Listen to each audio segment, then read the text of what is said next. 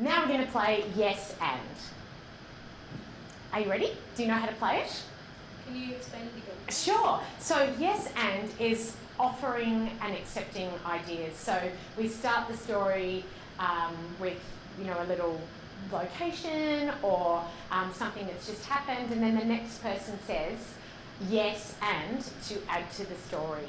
It might be nice to put in some gesture too to help your storytelling, and use some vocal expression to make it really exciting for the audience, so we keep them engaged. Are you ready? Taya, do you want to start? Sure. Okay. Today I went to the beach. Yes, and I saw a dolphin.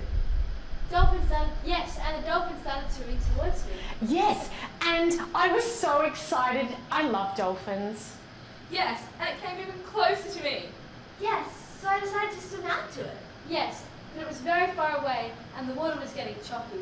Yes, and then I started worrying, was this actually a dolphin? Yes, but I kept going because I thought it was. Yes, but then I saw a fin pop out of the water.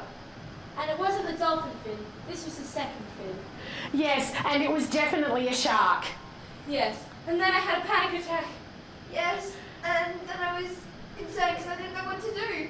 Yes, but then the dolphin started swimming towards the shark and scaring it away. Yes, and then the shark and the dolphin had this epic battle. Yes, I felt like I was watching a cartoon. Yes, and then the dolphin swam closer and brushed against my leg. Yes, and the dolphin offered to give me a ride back to shore. Yes, and the dolphin was swimming so strongly and it guided me back to the shore. End of our story? Nicely done. Yay. MC? Good. This next activity is called Character Walk. And I'm going to be needing a volunteer to start. Who would like to start? Yes, please. That would be fantastic. So we might just let the activity run and then see how we go with what you're getting out of it. Okay? When you're ready. My hand's kind of swaying a bit. Instead of having like straight fish, it kind of curves a bit. Yeah. Just kind of walking like on an angle. Yeah, I get that. My hands are swaying a lot. She's sort of marching a little, almost. Lovely, okay. Nicely exaggerated. She's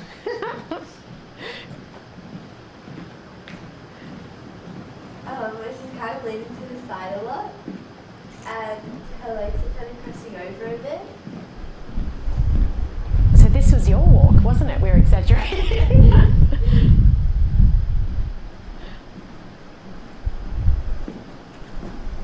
Oh, lovely. So now your legs are really straight. Very sideways. And Yeah. her legs are very lopsided. She's not quite walking straight.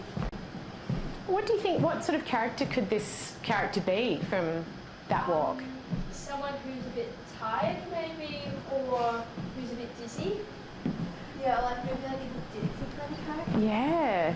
Even zombie-like. Maybe zombie-like, yes, because the stiff limbs.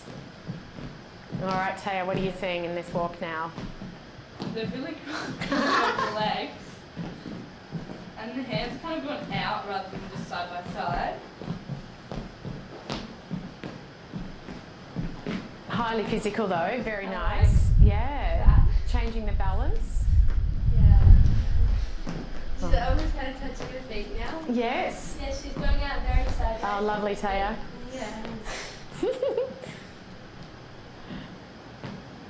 Good. How did you feel doing that really exaggerated walk just then? Unnatural. Yes. Yeah. What did we do that for? It's pretty random, isn't it? Well, tell me, what do you think? What's the point of this activity? What would you learn from it on stage or with a script? Maybe like so you can like kind of get into your character.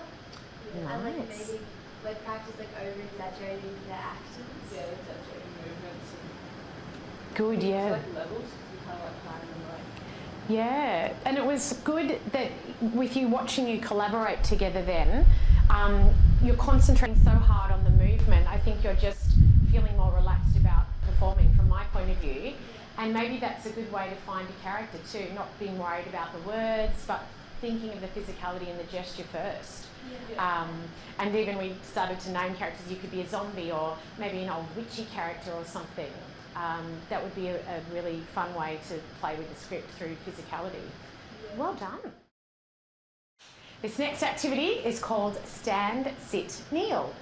And the objective of this activity is really to have our actors using their peripheral vision and physically able to respond to what's happening within the scene. We're going to do it just as the movement of stand, sit, kneel, and then we might bring it into a new little improvisation game. Are you happy to do that? Yeah. Lovely. All right, well, I'm just going to leave you to it and see who takes the lead for whatever position. I'll just say, and go. So we can't have any repeats. One of you's got to stand, one of you's got to kneel, and the other sit. Oh, nice. Good. What?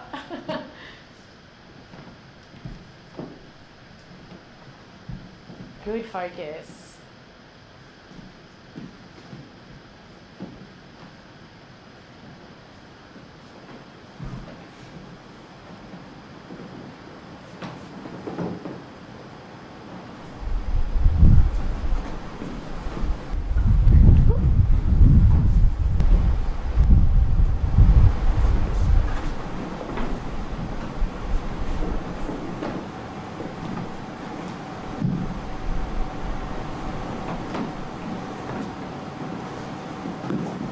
Okay, we might pause it there. Well done. How are your knees? It's very hard on this floor. How did it feel doing that activity, Taya? Was it weird or?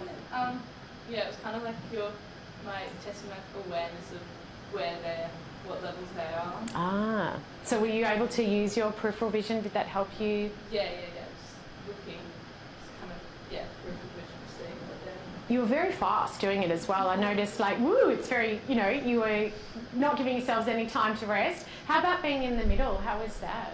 I feel like it was kind of good because I could see out of the corner of my eye either side, so I didn't really have to tilt my head too much. I kind of just used my peripheral vision. Yeah, and what about on the other end, Matilda? It was good, yeah, it was a bit like, but it was good.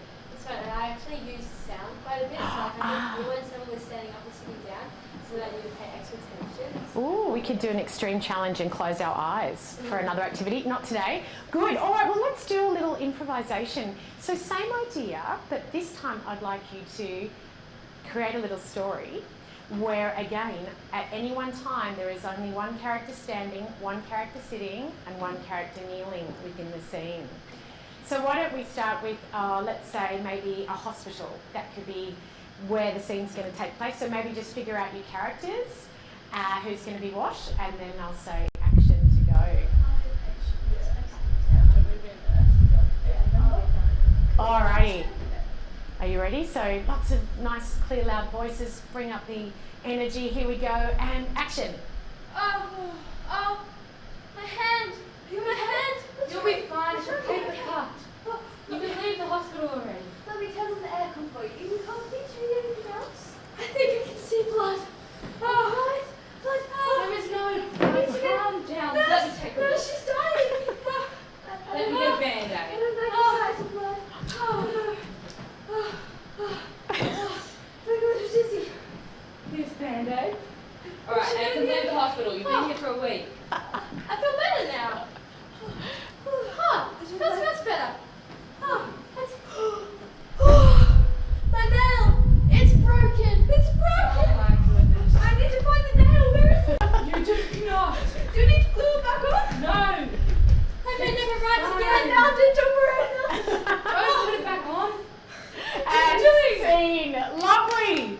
Oh, well done. That was really good. How did you feel doing it? Was it okay? Or you didn't replicate any of the moves. So you're really quick at responding. Yeah, I think the levels are kind of good because it made us go in different positions and that kind of helped the story. Okay. Yeah, if you're walking over there, it kind of, or if you need to stand up, it's like, oh, what am I doing now? Standing up. Yeah, and you did the gesture really nicely with it as well. Was it easier to do it with a little story going on rather than just in the isolated activity? Yeah. It was probably easier to move than I said actually in front of the ball. It was like, when do I sit? When do I stand? Whereas when you attach the storyline to it, it makes sense to sit as I'm upset or something like that. Nice, Or yes. when you're looking for the nail, kind of helped know where we should be moving. Yeah, good one. Well, thank